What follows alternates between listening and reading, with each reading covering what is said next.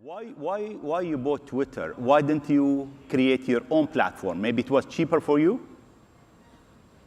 I mean, I thought about creating something from scratch, but I thought Twitter would perhaps accelerate progress versus creating something from scratch by 3 to 5 years.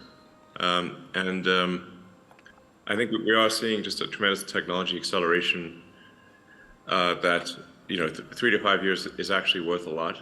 I mean, to be frank, I was a little worried about the direction that and the effect of social media on the world, and especially Twitter.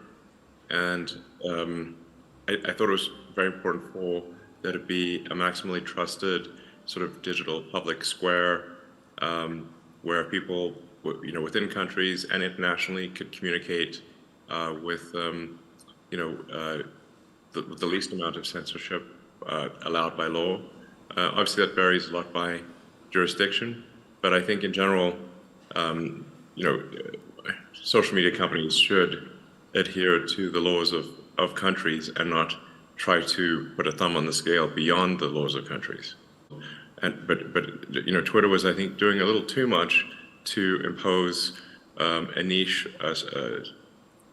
San Francisco, Berkeley ideology on the world. But how do you see Twitter? If we say 5 years down the road? Sort of like an everything app, where it's just maximally useful. It does, payments, it does, so it provides financial services, provides information flow, really anything digital. I think be as useful as possible, as entertaining as possible, and also to be like a source of truth. Like if you want to find out what's going on and what's really going on, then you should be able to go on X, the X app, and find out. But how do you see Twitter? Did you identify a CEO and when you are going to hire him? Well, I think I need to stabilize the organization and just make sure it's in a financially healthy place, and that the product roadmap is clearly laid out. So I don't know. I'm guessing probably towards the end of this year. Artificial intelligence is something we need to be quite concerned about. I played a significant role in the creation of OpenAI. Essentially, at the time, I was concerned that Google was not paying enough attention to AI safety. But the ChatGPT, I think, has illustrated to people just how advanced AI has become. Because the AI has been advanced for a while, it just didn't have a user interface that was accessible to most people. I think we need to regulate AI safety. My concern is that with AI, if there's something bad, if something goes wrong, the reaction might be too slow. The biggest risks to the future of civilization is AI, but AI is a double, it's both positive and negative. It has great promise, great capability, but it also, with that comes great danger. I think we should be quite concerned about it, and we should have some regulation of what is it, if fundamentally a risk to the public. Another subject, Elon, education. I mean, you have your own philosophy about education.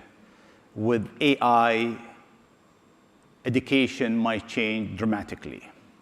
Can you tell us briefly about your philosophy of education? I also think that critical thinking is something that should be taught to children at a relatively young age, as effectively like a mental firewall,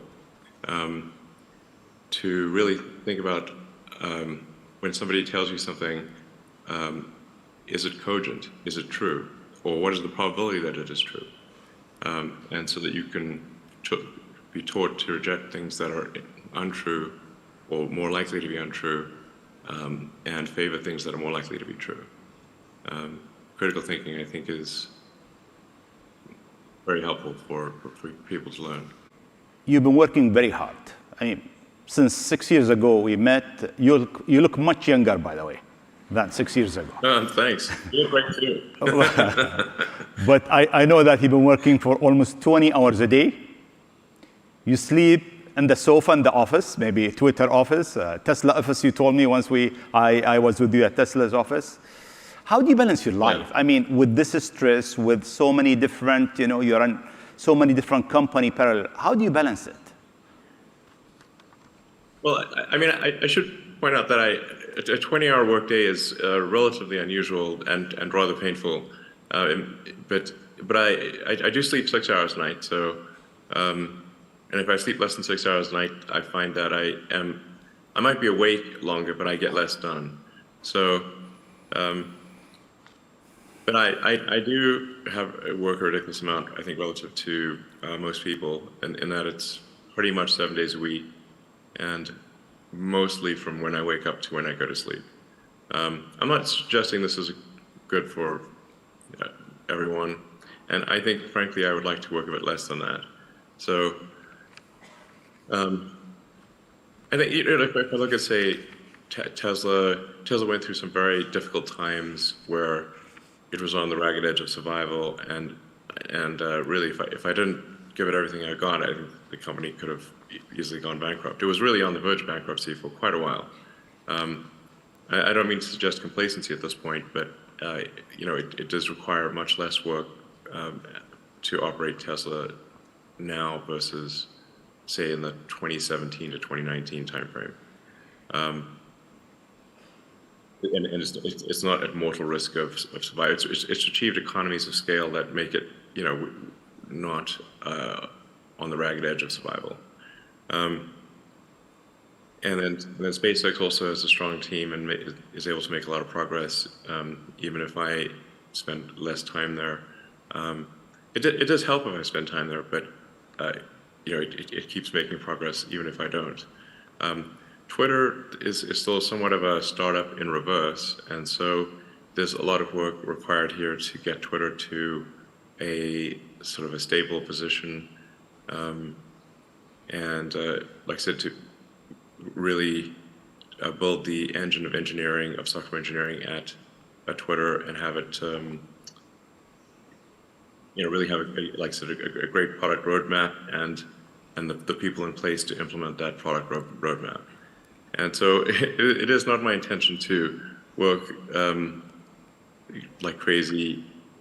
I mean, I think I would be comfortable with a mere 80-hour work week would be fine. All right. And that is what I would aspire to. Thank you. We are running out of time. I have one last question I have to ask you. Sure.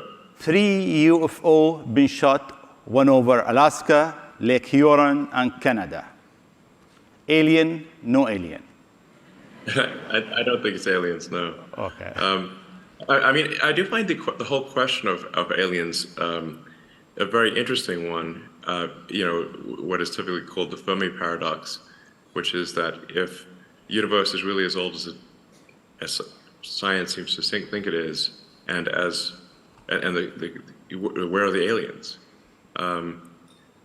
Have we really been around for 13.8 billion years? If so, shouldn't there be aliens all over the place? The crazy thing is I've seen no evidence of alien technology or any alien life whatsoever, and I think I'd know. SpaceX, we do a lot. I mean, I think I know. I don't think there's anyone who knows more about space, than me, or at least the space technology. But I think it's actually a troubling thing if there are no aliens as well, which is that what that actually could mean then is that sort of civilization and consciousness is like a tiny candle in a vast darkness, and a very vulnerable tiny candle that could easily get blown out. And I think we should therefore take great care with what may very well be this tiny candle in a vast darkness, and make sure that it does not go out, and that we extend the light of consciousness beyond Earth, and do everything we can to ensure that the light of consciousness does not go out.